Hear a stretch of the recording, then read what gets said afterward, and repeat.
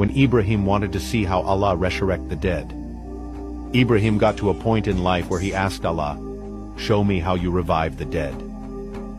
Ibrahim was already believing in Allah but wanted to see how he did it. He wanted to advance from the knowledge of certainty to the eye of certainty. Allah said, "Don't you believe?"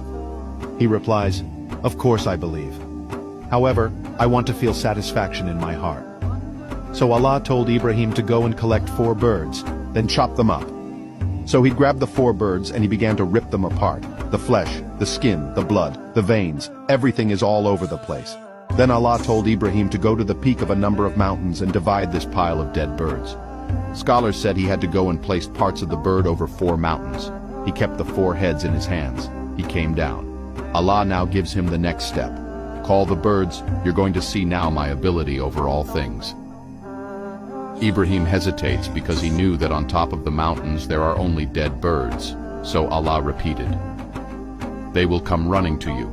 Just call them." So he called them. As he called them, the birds came down flying without their heads.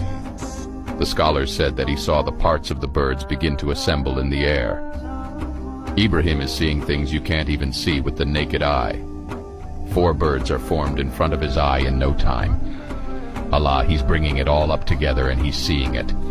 Birds were flying without their heads, and when they came to him he would offer the head, and if it was to the wrong bird, it would refuse until he hands over the right head like a Lego connects back in and the birds are gone. Most of the demotivation you have in worship is because you don't know who Allah is. Look what Ibrahim did to know better Allah. This is the end of this episode. Subscribe for more content.